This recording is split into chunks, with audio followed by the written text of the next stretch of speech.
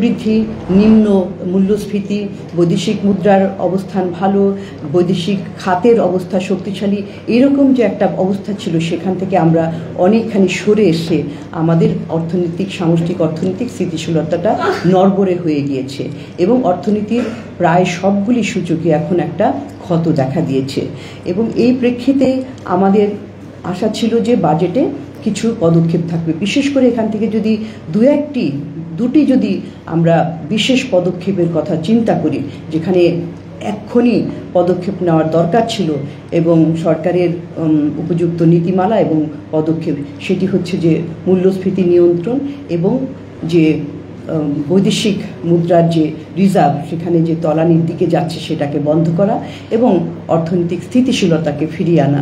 অর্থাৎ সেখানে আমরা এই মুহূর্তে অন্যান্য বিষয়গুলোকে বাদ দিয়ে এই দুটোর প্রথমে দিকে নজর দিয়ে অন্যান্য বিষয়গুলোকে আমরা আস্তে আস্তে ঠিক করার দিকে যেতে পারতাম। এখন সিপিডি সেই দৃষ্টিভঙ্গি থেকেই আসলে এই বাজেটটি পর্যালোচনা করবে এবং সেখানে যেটি বললাম যে আমাদের সামষ্টিক অর্থনীতির দৃষ্টিভঙ্গিটা কী, দৃষ্টিভঙ্গিটা এইটা যে এই যে সামষ্টিক অর্থনীতিতে বিভিন্ন ধরনের যন্ত্রণা চলছে সেইগুলো কি কি, এখানে প্রত্যেকটা খাতেই দেখতে পাবেন যে আমি আর বলছি না, সেখানে প্রত্যেকটা জায়গায় একটা অস্বস্তিকর অবস্থা রয়েছে।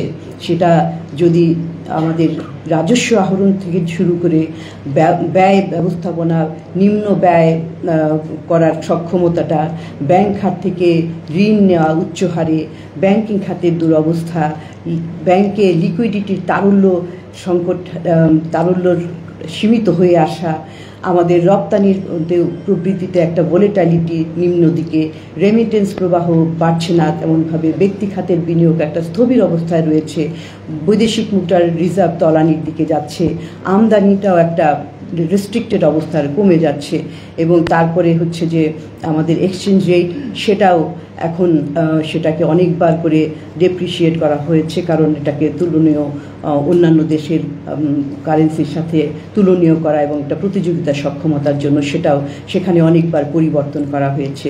অর্থনৈতিক প্রবৃদ্ধি যেটা নিয়ে আমরা সবসময় গর্ব করতাম যে এত প্রবৃদ্ধি হচ্ছে, সেখানেও কিন্তু একটা নিম্নগতি দেখা যাচ্ছে। এছাড়া বিদ্যুৎ এবং জ্বালানি খাতে সেখানেও সরবরাহের সমস্যা রয়েছে এবং দামের উচ্চ মূল্যেরও দেখা দিচ্ছে।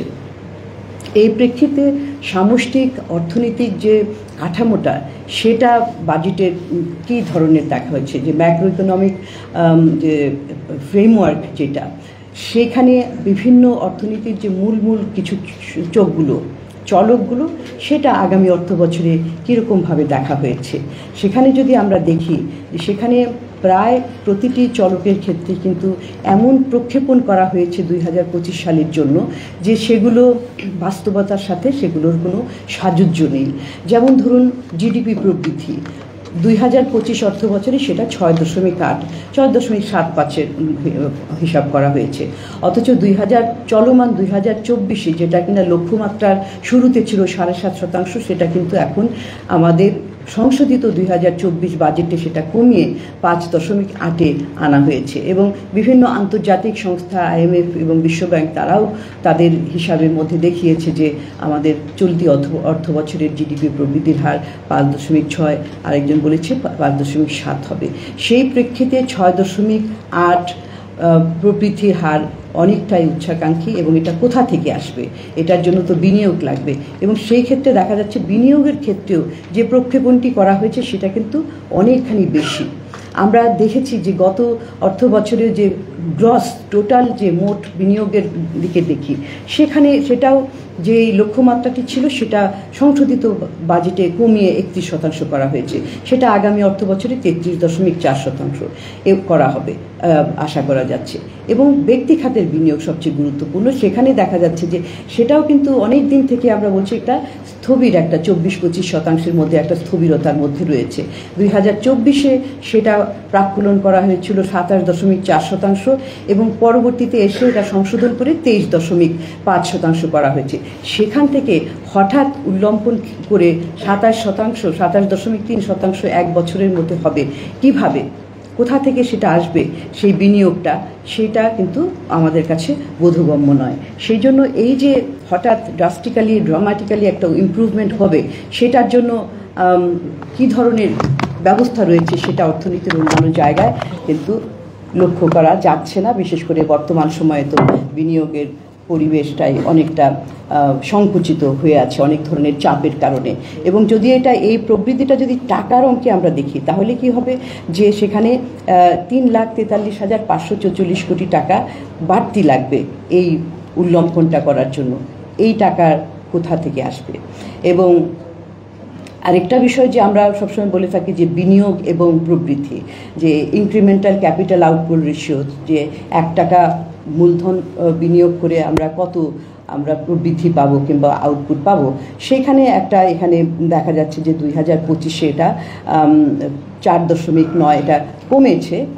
তার মানে হচ্ছে যে একটা প্রোডাক্টিভিটি, আমাদের যে উৎপাদনশীলতা বাড়ছে, এটা খুব ভালো কথা। এবং এটাই হওয়া উচিত যে আমরা যে টাকা খরচ করব তার রিটার্নটা আরও বেশি আসবে।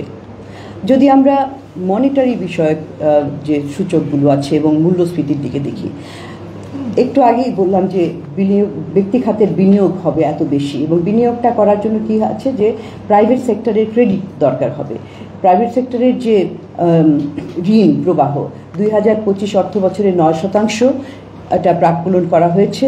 2024-এ যেটা 15 করা হয়েছিল প্রথম দিকে, সেটা সংশোধন করে 10% করা হয়েছে।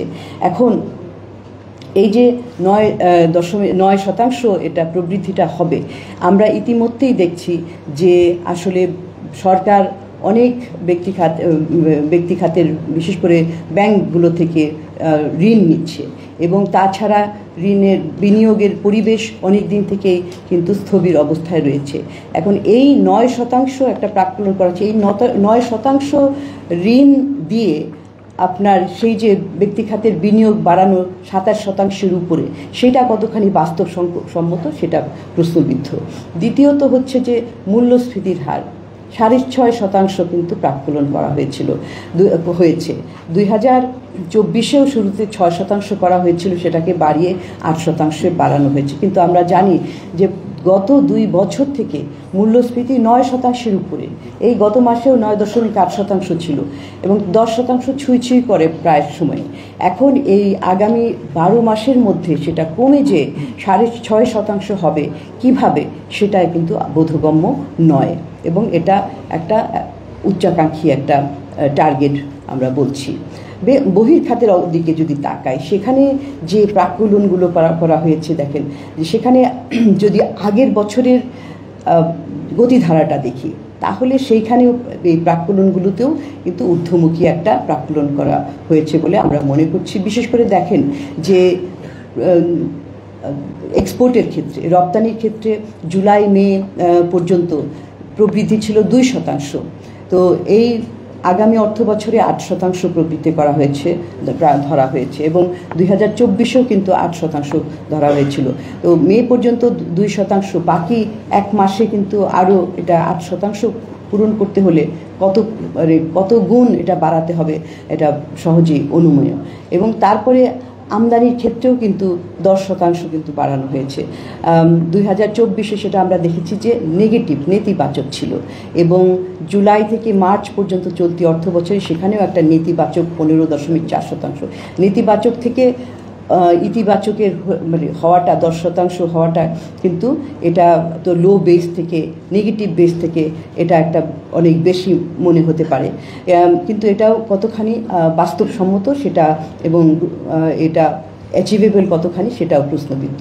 রেমিটেন্স প্রবাহের ক্ষেত্রেও অনেকটাই ভলেটালিটি আমরা লক্ষ্য করছি, এবং 2025 অর্থ বছরে 7%, 24-এ 10% করা হয়েছে, এবং এখানে আমরা দেখছি যে মে মাস পর্যন্ত 10%-এর উপরে রয়েছে। সেদিক থেকে বলা যায় যে এই ধারাটা অব্যাহত থাকলে হয়তো এই লক্ষ্যমাত্রাটা পূরণ করা যাবে।